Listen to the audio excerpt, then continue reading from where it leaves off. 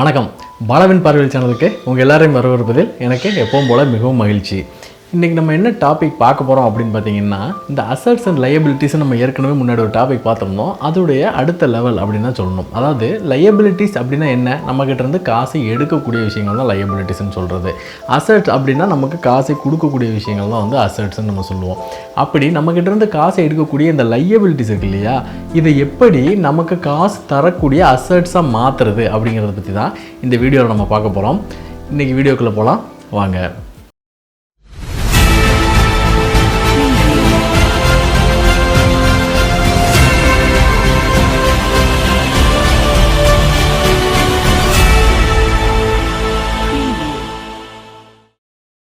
இந்த விஷயத்தை நம்ம தெளிவாக பார்க்கணும்னா நம்ம வந்து இந்த பேங்கிங் சிஸ்டத்துடைய செயல்முறையை வந்து நம்ம பார்க்கலாம். அதாவது பேங்க்கில் நம்ம போடக்கூடிய பணம் இருக்குது பார்த்தீங்களா, அது பேங்க்குக்கு வர வருமானம் அப்படின்னு நம்ம நிறைய பேர் நினச்சிட்டு இருக்கோம். அதாவது பேங்க்குக்கு காசு வந்துக்கிட்டு இருக்கிறதுனால அது பேங்க்குக்கு வரக்கூடிய வருமானம் அசட்ஸ் அப்படின்னு நம்ம நினச்சிக்கிட்டு இருக்கோம். ஆனால் உண்மை அது கிடையாது. அப்படியே தலைகீழ் பேங்க்குடைய அந்த அக்கௌண்ட் ஸ்டேட்மெண்ட்ஸ், அதாவது அக்கௌண்ட்ஸ் புக்ஸ் எல்லாம் எடுத்து பார்த்தீங்க அப்படின்னா நம்ம போடக்கூடிய பணத்தை வந்து பார்த்திங்கன்னா அவங்க லயபிலிட்டிஸ் அக்கௌண்ட்ஸில் தான் வச்சுருப்பாங்க. ஸோ அவங்க கொடுக்கக்கூடிய பணம் இருக்குது பார்த்தீங்களா, லோன்ஸாக அவங்க கொடுக்கக்கூடிய பணம் தான் வந்து பார்த்திங்கன்னா அவங்களுடைய அசட்ஸாக இருக்கும். அது ஏன் அப்படின்னா நம்ம போடக்கூடிய பணம் வந்து என்றைக்கு இருந்தாலும் திருப்பி தர வேண்டிய பணம், அண்ட் அதுக்கு வட்டியும் அவங்க தரணும். ஸோ அவங்கக்கிட்டேருந்து வெளியில் பணம் போகக்கூடிய ஐட்டம், அதுதான் லயபிலிட்டிஸில் இருக்கிறது. ஸோ லோன்ஸுங்கிறது அவங்களுக்கு என்றைக்கு இருந்தாலும் திரும்பி வரப்போகிற பணம் அண்ட் வட்டியோடு சேர்த்து அதிகமாக வருது. ஸோ அது வந்து பார்த்திங்கன்னா அசட்ஸில் அவங்க வச்சுருக்காங்க. இப்போ இந்த சிஸ்டத்தில் நீங்கள் நுணுக்கமாக கவனிக்க வேண்டியது என்னென்னா, அவங்களுடைய லயபிலிட்டிஸ், அதாவது நம்ம போட்ட பணத்தை தான் வந்து பார்த்திங்கன்னா அவங்க அசர்ட்டாக கன்வெர்ட் பண்ணுறாங்க, அதை லோனாக கொடுத்து. ஸோ லயபிலிட்டிஸை அசர்ட்டாக கன்வெர்ட் பண்ணுறாங்க. இந்த மாதிரி நம்மளால் பண்ண முடியாதா அப்படின்னா கண்டிப்பாக நம்மளாலும் பல விஷயங்களில் பண்ண முடியும். உடனே இதை வந்து நீங்கள் வெளியில் வந்து இன்ட்ரெஸ்ட்டுக்கு காசு கொடுக்குற மாதிரி அப்படி நினச்சிக்கக்கூடாது. வேறு விதமாகவும் நம்மளுடைய லயபிலிட்டிஸை அசட்ஸாக கன்வெர்ட் பண்ண முடியும். அதை தான் இந்த வீடியோவில் ஒன் பை ஒன்னாக பார்க்க போகிறோம். அதை பார்க்குறதுக்கு முன்னாடி நம்ம சொசைட்டியுடைய அந்த மாடலை வந்து நம்ம ஃபஸ்ட்டு பார்க்கலாம். இந்த சொசைட்டியில் 3 விதமான மக்கள் இருப்பாங்க பொதுவாகவே. ஒன்று என்னென்னு பார்த்தீங்கன்னா வறுமை கோட்டுக்கு கீழே உள்ளவங்க, இன்னொன்று என்னென்னு பார்த்தீங்கன்னா பணக்காரர்கள், இந்த நடுவில் இருக்காங்க பார்த்தீங்களா, அவங்க தான் வந்து மிடில் கிளாஸ்ன்னு சொல்லக்கூடிய இந்த 3 விதமான ஆளுங்க இருக்காங்க. ஸோ இப்போ ஏழைகளோட கணக்கு, அதாவது வறுமை கோட்டுக்கு கீழே உள்ளவங்களோட கணக்குக்கு வருவோம். அவங்களுடைய வருமானம் அப்படிங்கிறது வந்து பார்த்திங்கன்னா ரொம்பவே கம்மியாக தான் இருக்கும். கண்டிப்பாக டேக்ஸ் லாபுக்கு கீழே தான் இருக்கும். ஸோ அவங்க டேக்ஸே கட்ட வேண்டிய அவசியம் இருக்காது. ஏன்னா 5 லட்ச ரூபாய்க்கு மேலே வருமானம் வந்தால் தானே டேக்ஸ் கட்ட போகிறாங்க, அதை விட கீழே தான் இருக்கும். ஸோ அவங்களுக்கு டேக்ஸ் அப்படிங்கிற ஒரு பேர்டன் கிடையாது. ஆனால் இங்கே பிரச்சனை என்ன அப்படின்னு பார்த்தீங்கன்னா, அவங்களுக்கு வரக்கூடிய வருமானம்ங்கிறது அவங்களோட அன்றாட செலவுக்கே சரியாக போயிடும், அதுவுமே பத்தாது. ஸோ அவங்களுக்கு சேவிங்ஸ்னு ஒன்றும் பெருசாக இருக்காது. ஸோ சேவிங்ஸ் மூலம் வரக்கூடிய இன்ட்ரெஸ்ட்டோ இன்கமோ எதுவும் பெருசாக அவங்களுக்கு இருக்காது. அடுத்தது இந்த மிடில் கிளாஸை பார்க்கலாம். அதாவது உங்களை மாதிரி என்ன மாதிரியான ஒரு மிடில் கிளாஸ், ஏன்னா சராசரியாக நிறைய மிடில் கிளாஸ் தான் இங்கே இருக்கிறோம். ஸோ மிடில் கிளாஸுடைய நிலைமை என்னென்னு பார்த்தீங்கன்னா, ஒரு வருமானம் வரும், அந்த வருமானத்துக்கு முதலே டேக்ஸை பிடிச்சிருவாங்க. டிடிஎஸ்ன்னு சொல்லக்கூடிய டேக்ஸை வந்து சோர்ஸ்லேயே டிடெக்ட் பண்ணிடுவாங்க. அப்படி இல்லைன்னா ஐடிங்கிற மெத்தடில் ஏதோ ஒரு வழியில் டேக்ஸ் நம்மகிட்ட வந்து போயிடும். அதுக்கப்புறம் தான் நமக்கு வர வேண்டிய பணமே வரும்.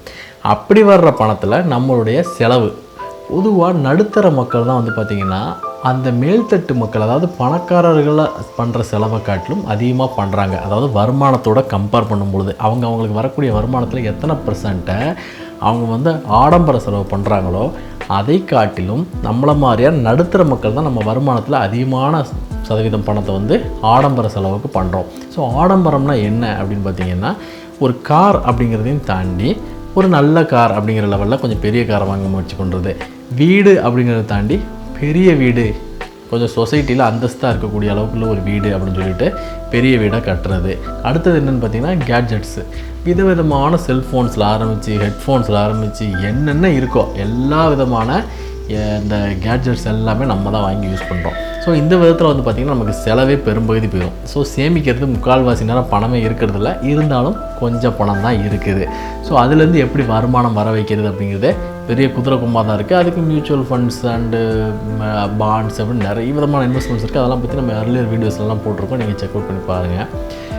ஸோ அடுத்த லெவல் மக்களை பார்ப்போம். அவங்க தான் ரிச் பீப்புள்.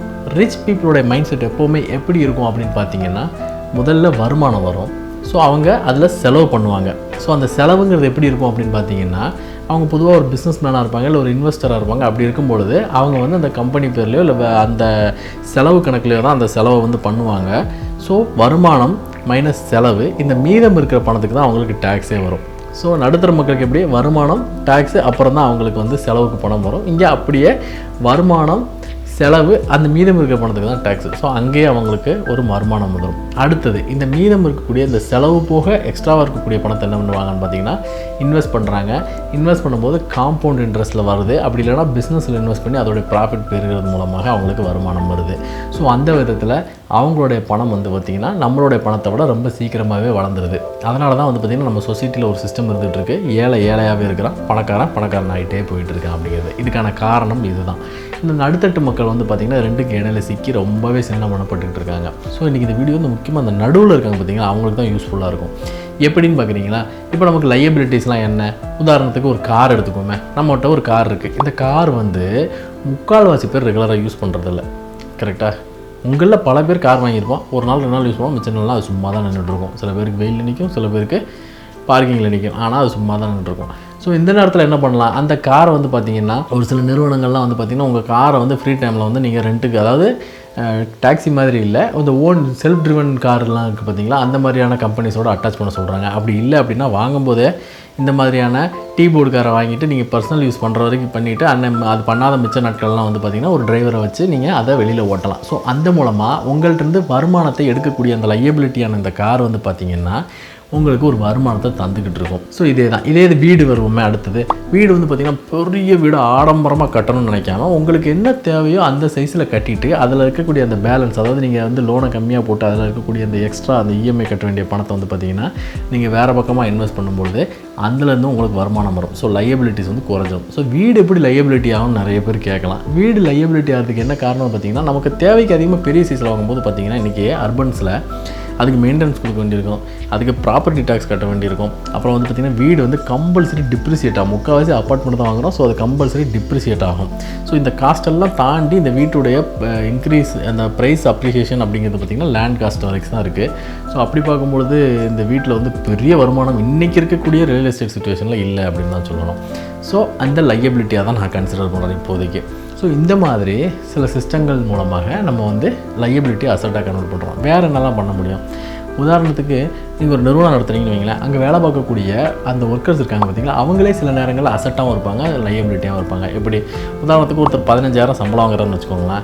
அவர் சில நேரங்களில் கம்பெனிக்கு ஒரு 50,000 ரூபாய் மதிப்புள்ள வேலைகளை செஞ்சு கொடுத்துட்ருப்பார். ஸோ அந்த விதத்தில் அவர் வந்து பார்த்திங்கன்னா அசட் தான் நமக்கு. அதே இது சில பேர் இருப்பாங்க, அவங்க வந்து 50,000 ரூபா சம்பளம் வாங்குவாங்க. பட் அவங்களால கம்பெனிக்கு ஆகிற பிரயோஜனம் பார்த்திங்கன்னா 15,000 20,000க்குள்ளே தான் இருக்கும். ஸோ அவங்க வந்து பார்த்திங்கன்னா அன்றைக்கி ஒரு 30,000 ரூபாய்க்கு லையபிலிட்டியாக இருப்பாங்க அந்த கம்பெனிக்கு. அப்புறம் பார்த்திங்கன்னா டைம். இந்த டைமுங்கிறது நம்ம ரொம்ப சாதாரணமாக கடந்து போயிடுறோம். ஆக்சுவலி இந்த டைம் வந்து பார்த்திங்கன்னா மிகப்பெரிய அசட்டு. அதாவது நீங்கள் அந்த டைமை ப்ரொடக்டிவாக யூஸ் பண்ணுறீங்கன்னு வைங்களேன். உதாரணத்துக்கு உங்களுக்கு ஒரு ஃப்ரீ டைம் கிடைக்குது. அந்த டயத்தில் வந்து நீங்கள் வந்து யூடியூப்பில் வந்து சில பேர்லாம் சண்டை போட்டுட்ருப்பாங்க. அந்த வீடியோ நிறைய பேர் பார்த்துட்ருப்பாங்க. அந்த மாதிரி அந்த டயத்தை வேஸ்ட் பண்ணுறதை காட்டிலும் நம்ம வீடியோ மாதிரி இல்லை டெக்னிக்கல் வீடியோஸ் மாதிரி இந்த மாதிரியான வீடியோஸை நீங்கள் பார்க்க அதன் மூலம் உங்களுக்கு ஒரு நாலேஜ் வளருதுன்னு வைங்களேன். அந்த இடத்துல அந்த டைம் ப்ரொடக்டிவாக யூஸ் பண்ணப்பட்டது. ஸோ அது உங்களுக்கு ஒரு அசட் ஆகுது. எப்போ அசட் ஆகும்? இதன் மூலம் என்றைக்காவது உங்களுக்கு ஒரு பிரயோஜனம் ஏற்படும். ஸோ அது வந்து அந்த விதத்தில் அது அசட்ஸாக நம்ம கன்சிடர் பண்ணிக்கலாம். வேறு நான் ஒரு கேட்ஜெட் வச்சுக்கோமே, நம்ம கேட்ஜெட் பேசுவோம்ல, இந்த கேட்ஜெட் எப்படி நான் அசட்டாக மாற்றுறது? உதாரணத்துக்கு இப்போ ஒரு கம்ப்யூட்டர் வாங்குறீங்கன்னு வைங்க. இந்த கம்ப்யூட்டர் வந்து நல்ல ஹை எண்ட் பிசி வாங்குறீங்க. அந்த பிசி வந்து நீங்கள் சும்மா படம் பார்க்குறதுக்கும் பாட்டு கேட்குறதுக்கு மட்டும் தான் யூஸ் பண்ண போகிறீங்க அப்படின்னா அது கண்டிப்பாக அது லையபிலிட்டி ஆகும். அதே அந்த பிசியை வச்சு நீங்கள் ஒரு சாஃப்ட்வேர் கற்றுக்கிறீங்க, இல்லை ஒரு கோடிங் போட்டு பழகுறீங்க அப்படின்னா அது உங்களுக்கு ஒரு நாலேஜ் இன்க்ரீஸ் பண்ணுது. அந்த விதத்தில் அது உங்களுக்கு ஒரு அசட்டாக மாறுது. இப்படி தான் வந்து பார்த்திங்கன்னா லையபிலிட்டிஸ் எல்லாமே அசட்டாக நம்ம கன்வெர்ட் பண்ணணும். ஸோ இன்றைக்கி இந்த வீடியோவில் நம்ம பார்த்தது முக்கியமாக இந்த விஷயத்தை தான். நம்ம எதெல்லாம் லையபிலிட்டிஸ் நினைக்கிறோமோ அது எல்லாத்தையுமே அசட்டாக மாற்ற முடியும். ஏன்னா நிறைய பேர் என்கிட்ட நான் வந்து நிறைய லையபிலிட்டி ஆயிடுச்சு, ஆல்ரெடி நான் வந்து நிறைய பொருள் வாங்கிட்டேன், கார் வாங்கிட்டேன், வீடு வாங்கிட்டேன், லாக் அப்படின்னு நினச்சிட்டு இருக்கிற இடத்துல அது எப்படி அசட்டாக மாற்றுறது அப்படிங்கிறத நான் இன்றைக்கி சொன்ன விஷயங்களையும் தாண்டி நிறையவே நீங்கள் உங்களாலேயே சிந்திக்க முடியும். ஸோ இன்றைக்கி இந்த வீடியோ உங்களுக்கு பிடிச்சிருந்துச்சுன்னா உங்கள் ஃப்ரெண்ட்ஸோட ஷேர் பண்ணுங்கள். நம்ம பாலாவின் பார்வை சேனலில் ஃபஸ்ட் டைம் நீங்கள் பார்க்குறதா இருந்தால் மறக்காமல் சப்ஸ்கிரைப் பண்ணி இந்த பெல் ஐக்கானையும் தட்டி விட்ருங்க. அடுத்தது இன்னும் ஒரு இன்ட்ரெஸ்டிங்கான வீடியோவோட உங்களை வந்து சந்திக்கிறேன். அதாவது என்ன வீடியோன்னு இப்போவுமே சொல்லிடுறேன். நிறைய பேர் இந்த ஹோம் லோன் எப்படி போடுறது, அதோடைய என்னென்னலாம் வந்து ஃபார்மாலிட்டிஸ் இருக்குது, ரெகுலேஷன்ஸ் இருக்குது அப்படின்னு சொல்லி கேட்டுகிட்டே இருக்காங்க. அதை தான் நம்ம அடுத்த வீடியோவில் போட போகிறோம்.